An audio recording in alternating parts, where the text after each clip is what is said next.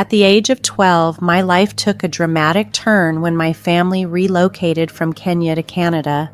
This transition introduced me to a vibrant new world filled with exciting opportunities, diverse cultures, and welcoming people. My father's success as a businessman ensured we had a comfortable lifestyle, which made settling into this new environment smoother. During high school, I met Russell, the person who would later become my husband.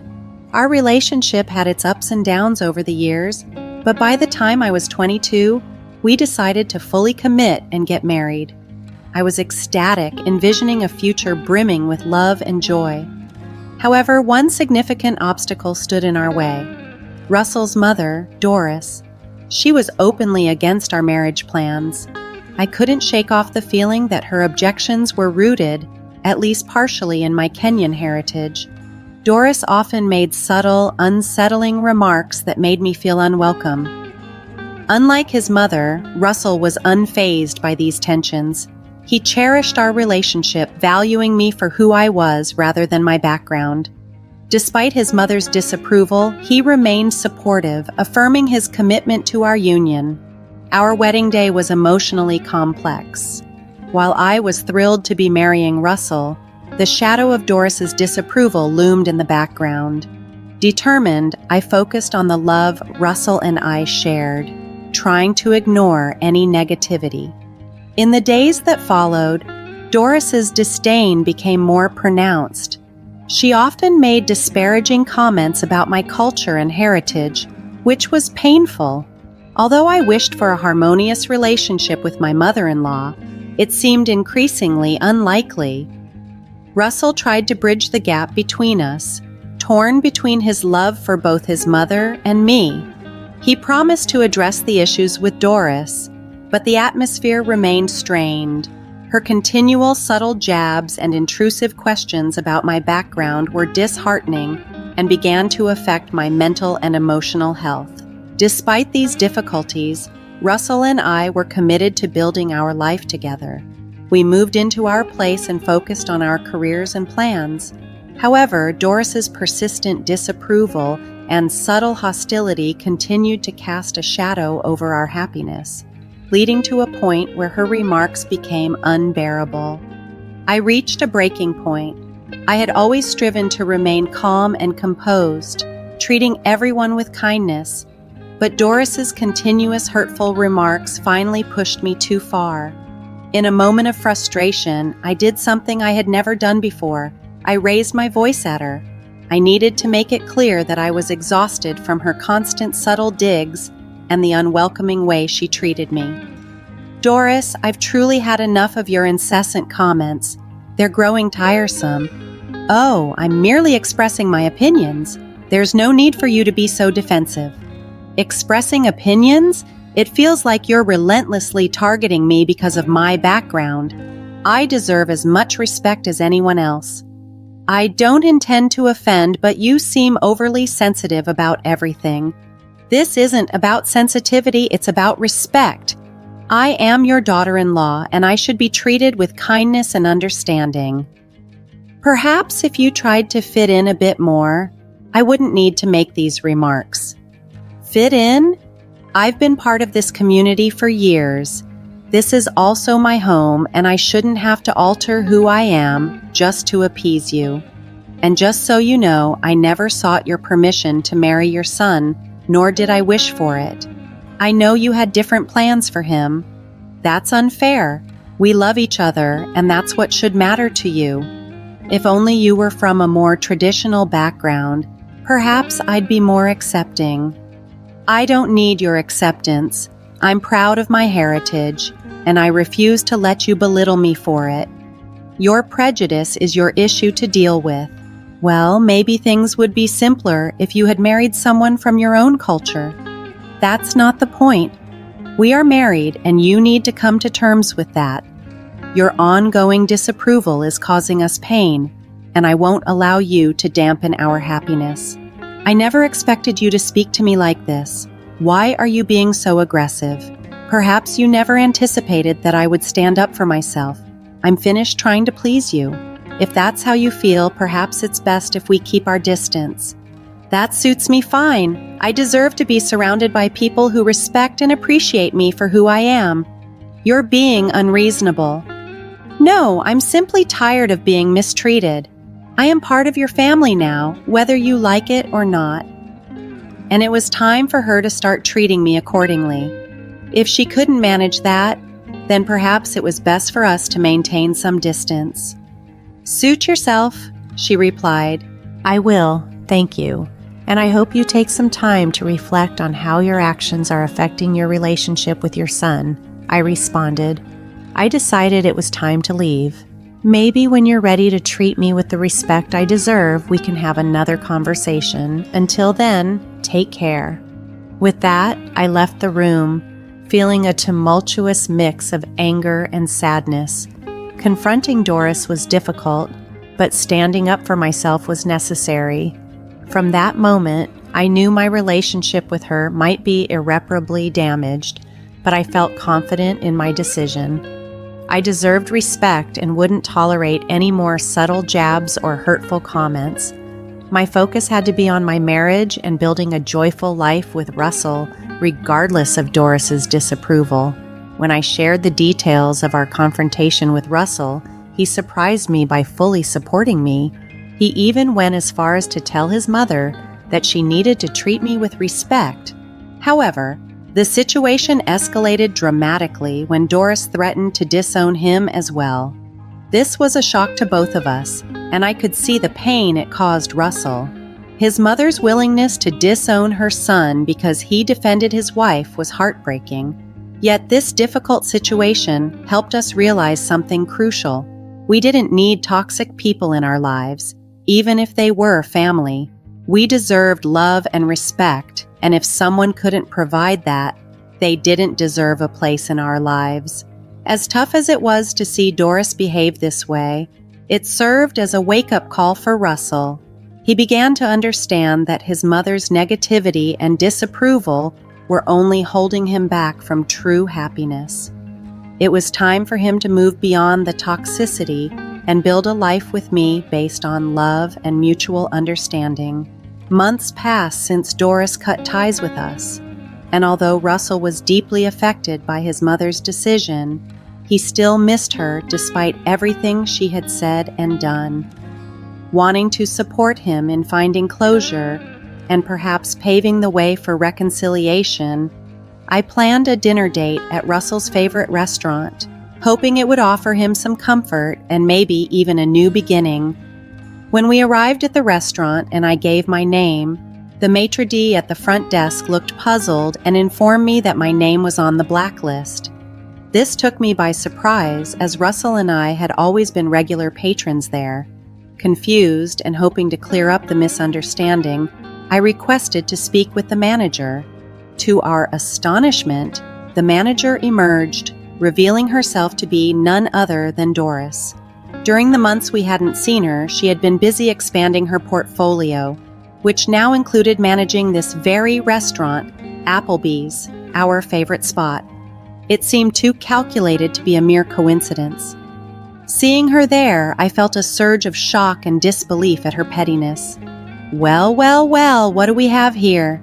I never thought I'd see the day when you two would show up at my restaurant, Doris greeted us, not missing a beat in informing us that we were not welcome. Unable to hold back his frustration, Russell began to raise his voice, creating a scene in the restaurant. I found myself torn between backing Russell and trying to prevent the situation from escalating further. Doris, we didn't come here to cause trouble. We just wanted to enjoy a peaceful dinner. I tried to reason with her. A peaceful dinner? With the likes of you? I don't think so. It's quite amusing to see you both here, practically begging to be let in after everything that's happened, she retorted smugly. What are you talking about, Mom? We've always loved this place and now you're saying we're not welcome? Russell was incredulous. It's quite simple. When you choose to marry the person against my wishes, I had to make a decision. I couldn't allow my son to make such a dreadful mistake. So, I decided to safeguard my business from your poor choices, Doris explained coldly. You're sick, Mom. It's disgusting that you're doing this on purpose, just to spite us, Russell accused, his voice filled with dismay.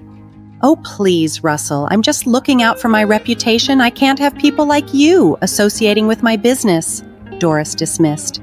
This is ridiculous, Mom. You're choosing your bigotry over your son. I thought you were better than this, Russell lamented, the hurt clear in his voice. You're the one who chose this path, Russell. Don't blame me for the decisions you've made, Doris retorted sharply. As she spoke, the eyes of everyone in the restaurant were fixed on us, casting an uncomfortable spotlight. It felt deeply embarrassing to be escorted out of Applebee's, a place we once enjoyed freely. Let's just leave, Russell. Arguing won't change her mind, I suggested quietly, eager to escape the escalating tension. You're right, Janice. It's not worth it, Russell replied, disappointment etched on his face. And don't come back. No one wants you here, Doris called out after us, her voice filled with disdain. With that, we stepped out of the restaurant and started to wander aimlessly down the street. Russell was deeply upset, so I encouraged him to open up about his feelings, especially his connection to Applebee's. Let it all out, Russell. How are you really feeling? I know Applebee's was more than just a restaurant to you. Applebee's. It was a place where my dad and I bonded. We'd sit by the window, order our favorite meals, and just talk for hours about everything. It's where we connected, he explained, his voice heavy with loss. It sounds like such a meaningful place for you, and I can't believe Doris would use it to hurt you like this, especially knowing how much those moments with your dad meant to you. It's just so unfair. She knows how special Applebee's is to me, and yet she chose to use it against us just because she doesn't approve of our marriage. You deserve so much better than this, Russell. I wish I could fix it. It's awful to see someone trying to dismantle what we have. I always thought family was meant to support each other, not pull one another apart. It's tough to make sense of why she'd act this way, but sometimes people let their biases get the best of them. We might not be able to change that, but we can choose our response, I reassured him. You're right, I'm done letting her negativity affect us. What matters is that we have each other. Exactly. We'll face this together. And actually, I have some news that might brighten your day a bit. What's that? He asked, curious despite the somber mood. Well, it turns out my dad recently acquired the entire block of buildings on this street, including Applebee's. Really? Why didn't you mention this before? It just happened. He finalized the deal with the investors recently. I was still grappling with the uncertainty of how everything would unfold. I had planned to share the news about my dad owning the complex during a celebratory dinner at the restaurant. That's incredible, Janice. I need to congratulate him later, Russell said, genuinely impressed. We can do that later, but right now there's something else we need to address about your mom, I replied, hinting at a more immediate concern. You see, my dad's quite formidable when it comes to business matters. He won't take kindly to how Doris treated us. He's going to handle this situation. Feeling a mix of urgency and necessity, I decided to call my dad right then and put him on speakerphone so Russell could listen in. I explained everything that had transpired at Applebee's. My dad was upset by the news. I knew Doris wasn't fond of you, but to kick you out of a restaurant, that's a new low. I'm sorry I hadn't reviewed the documents sooner. I only recently received the title deeds for this property and I haven't had the chance to evaluate all the managers yet. But rest assured, I'll take care of this immediately. He reassured us, don't worry at all. Give me 20 minutes and I'll be there to sort this out personally. Hearing my dad's determined words brought me a sense of relief but also a bit of concern. I knew he was capable of handling the situation, but I hoped it wouldn't escalate into something messier. My dad is not someone to be trifled with, especially in business. He is also a firm believer in treating customers with fairness and compassion. So, Russell and I waited nervously near the restaurant, trusting that my dad would resolve the issue appropriately. We weren't sure exactly what he planned to do, but we believed in his judgment. Moments later, my dad arrived and we followed him back into Applebee's. He walked with a confident stride that suggested he was ready to take on whatever needed to be done. As he entered, he called out for Doris, loud enough for everyone inside to hear. The tension in the restaurant was palpable as heads turned to watch the unfolding scene. Doris stepped forward, visibly annoyed by the interruption. Doris probably thought she could dismiss my father as easily as she had dismissed us. But my dad is not one to be brushed aside lightly. He raised an eyebrow at her and began with a tone of faux concern. "Doris, my dear, it seems you haven't been keeping up with the latest developments. Did they forget to inform you about the new owner of the 2nd Green Avenue complex?" Doris appeared visibly shaken, clearly caught off guard by the turn of events. "What are you talking about? Who is it?" she stammered, confusion laced in her voice. My dad couldn't suppress a small, knowing smile. "Well, that would be me. I'm the new owner, and I must say I've been here for less than a week, and I'm already encountering troubling complaints about your management." Doris's complexion turned a shade paler as the reality of her predicament dawned on her. "I didn't know that," she muttered, flustered. "Well, perhaps if you had checked your emails or paid closer attention to what's happening around you, you might have known. But it's too late for apologies now," my dad responded with a chuckle. It was satisfying to see Doris on the receiving end of the type of treatment she had meted out to us. Russell, who had been quietly seething by my side, stepped forward and said with resolve, "You had no right to treat us, or anyone, the way you did, especially Janice. Oh, we've always known you to harbor ill will, but as someone in charge of a public establishment, you should have been the first to understand that discrimination based on personal prejudices is unacceptable. You've clearly violated that principle, and I don't think you're fit to manage this place." Doris, now desperate, pleaded, "Wait, I'm sorry, I didn't realize. Even if you didn't know he was the owner, you should have treated all customers fairly without letting your personal biases interfere," I added firmly. "Please, let's discuss this privately." Doris tried to salvage the situation. "There's no need," my dad interjected, his voice loud enough for the bystanders to hear.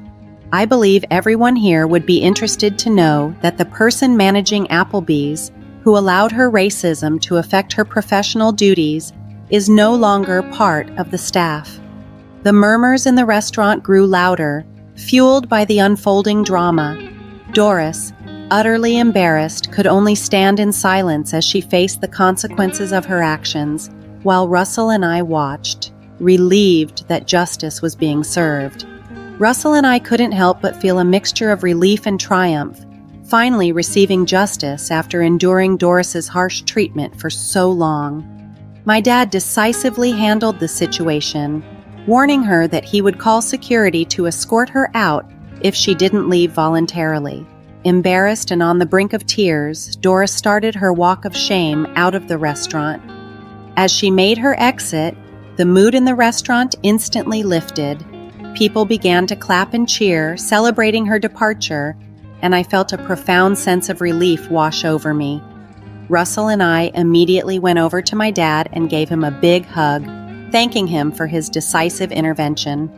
"You're the best, Dad," I said with a smile, and he chuckled, giving us both a reassuring pat on the back. "It was my pleasure, my dear. I couldn't stand by and watch you two suffer because of her," he replied with a warm smile. Dad then excused himself to check on the kitchen staff and find the next in command to appoint as the acting manager amidst the recent upheaval. He returned shortly after, explaining that he had some important business matters to finalize, including formally terminating Doris and organizing the paperwork to officially name the new acting manager. "Okay, my work here is done for now.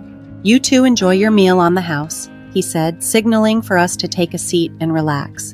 As we settled down at a table, a whirlwind of emotions enveloped me. I was still processing the swift turn of events, amazed at how quickly everything had escalated. Yet, above all, I felt incredibly grateful for my dad's support and the strength he provided us through this challenging time. It was comforting to know that no matter what, we had someone on our side, ready to step in when needed.